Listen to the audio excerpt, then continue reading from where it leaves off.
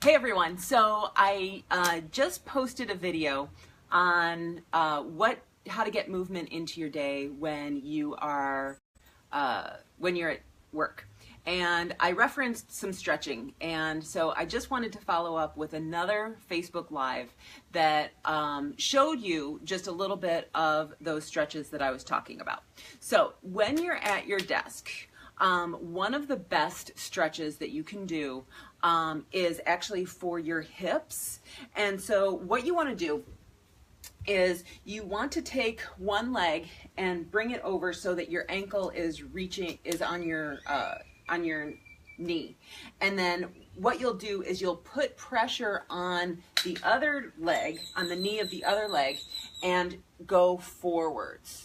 Okay, and so what you'll feel when you do this, and do it at your own pace, so within your own range of movement, what you'll feel is stretching along your hips.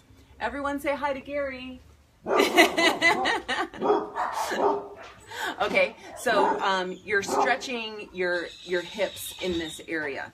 Okay, so that's actually a really good position, and you can actually even do this probably when you're in a meeting, because no one really has to know that you're actually doing this stretch. They might just think that you're man spreading. Okay, so that's one.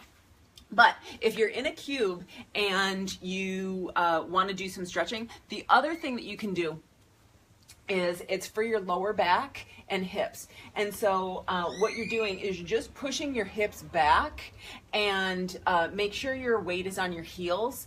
And so you want to make sure that no one's behind you, because it is a little bit suggestive, but it's actually a really good stretch. So where I'm feeling this right now is in my hamstrings, but people also feel it in your lower back, and it's just what's called a hinging movement.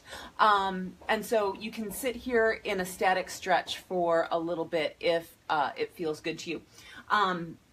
And so anyway, people feel it in their lower back as well as in their hamstrings. And the reason for that is because it's all connected. So all your, the muscles in the back of your body, we call it the posterior chain. And it's all connected because when one muscle gets tight, you'll often feel it in other parts of your body. So like for instance, I have really tight hamstrings. And so what can happen is I can feel that pain actually pulling in my lower back. So, you know, if you ever have an injury that's in the lower back or the back part of your body, know that that can manifest itself anywhere up along what's called the posterior chain. Okay, now the other thing that I was talking about when I was referring to the stability ball at work is when you're sitting at work, you really want to be so that your hips are forward so that you're not slouching down. And so that's why a stability ball can actually be really helpful when you're sitting at a desk.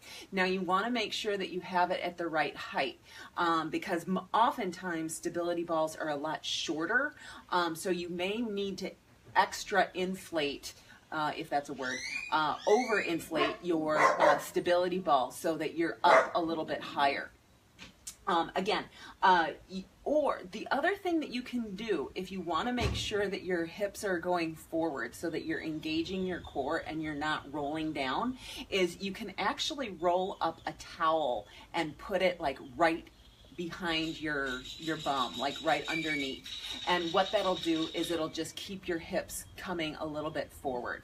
So those were just some postural things that I wanted to talk about in terms of sitting at a desk all day, and what are some of the things that you can do to actually be a little bit more healthy when you're at work. So that's all for now. Part 2 of my Facebook Live. Talk to you later. Bye.